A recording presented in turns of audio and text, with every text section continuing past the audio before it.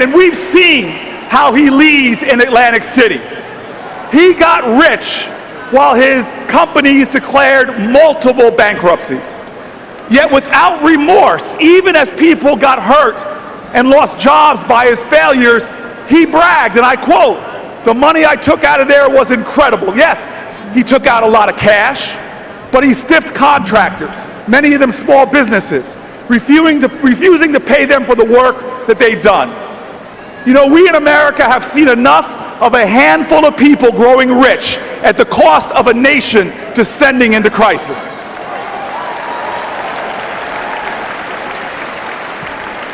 America, at our best, we stand up to bullies, and we fight those who seek to demean and degrade other Americans. In times of crisis, we don't abandon our values, we double down on them. Even amidst the crisis of the Civil War, Lincoln stood up and called out to all of our country, saying, "With malice towards none and charity towards all." This is our history. This is a history that I was taught. My parents never wanted my brother and I to get too heady. Gratitude was our gravity. So they never stopped reminding my brother and I that our blessings sprang from countless ordinary Americans who showed extraordinary acts of kindness, decency, and love. People who struggled and sweat and bled for our rights. People who paid the ultimate price for the freedoms we all enjoy. I was told that we can't pay those Americans back for their colossal acts of service, but we have an obligation to pay it forward to others through our service and our sacrifice. I support Hillary Clinton because these are her values, and she has been paying it forward her entire life. Long before she got in politics, she was in Massachusetts going door to door collecting the stories of children with disabilities. In South Carolina, she fought to reform the juvenile justice system so that children wouldn't be thrown in adult prisons. In Alabama, she helped expose the remnants of segregation in schools. In Arkansas, she started a legal aid clinic to make sure poor folks could get their day in court. She has fought for the people, and she's delivered. That's why we trust her to fight and deliver for us as president. But let me tell you, we have a presidential nominee in Clinton who knows that in a time of stunningly wide disparities of wealth in our nation, that America's greatness must not be measured by how many millionaires and billionaires we have, but how few people we have living in poverty.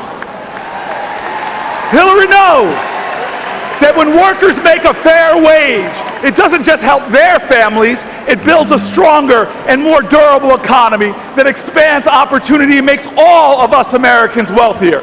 She knows that in a global knowledge-based economy, the country that out-educates the world will out-earn the world, out-innovate the world, and will lead the world.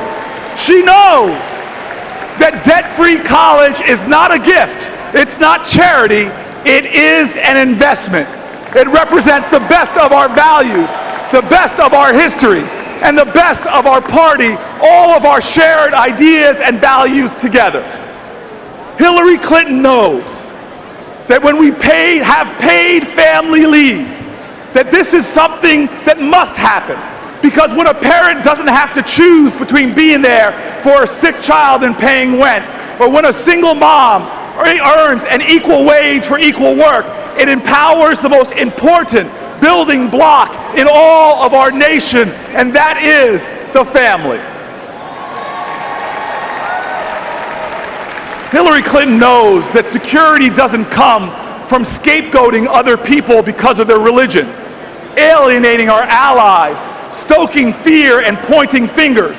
It comes when we band together to face down and defeat our common enemy.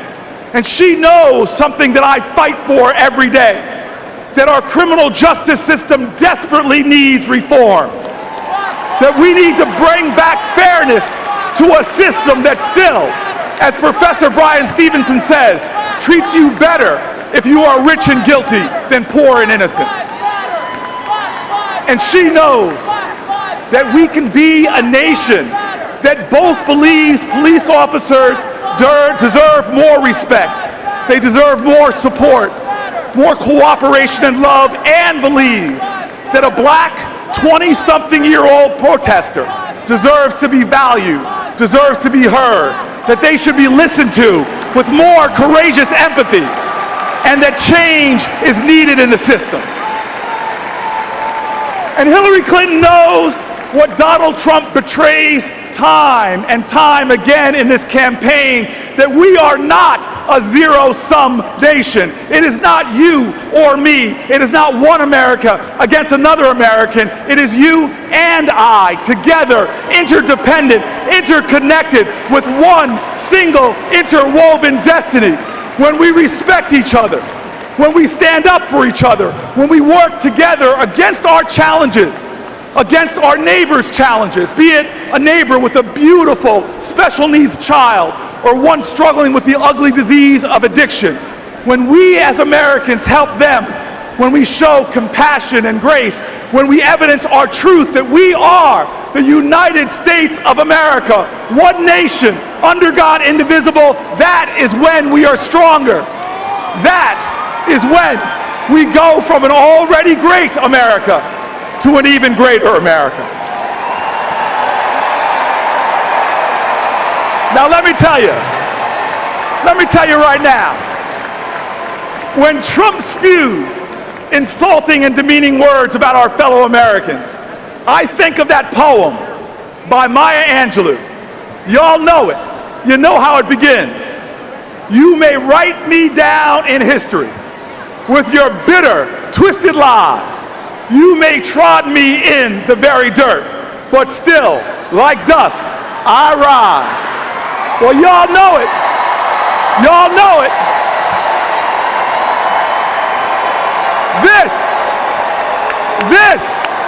This captures our American history. 240 years ago, an English king said he would crush our rebellion. But Americans from around our nation joined the fight. From Bunker Hill to the Battle of Trenton, they stood, and so many fell, giving their lives in support of our daring declaration that America, we will rise. This is our history. This is our history. Escaped slaves, knowing that liberty is not secure for some until it's secure for all.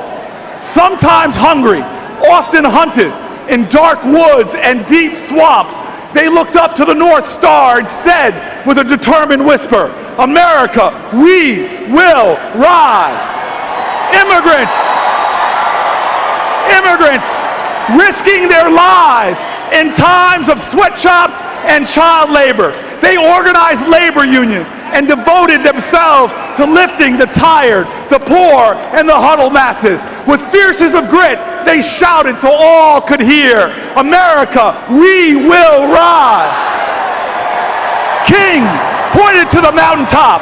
Kennedy pointed to the moon. From Seneca Falls to those who stood at Stonewall Inn, giants before us said in a chorus of conviction, America, we will rise. My fellow Americans, we cannot fall into the complacency or indifference about this election, because still the only thing necessary for evil to be triumphant is for good people to do nothing. You know the saying.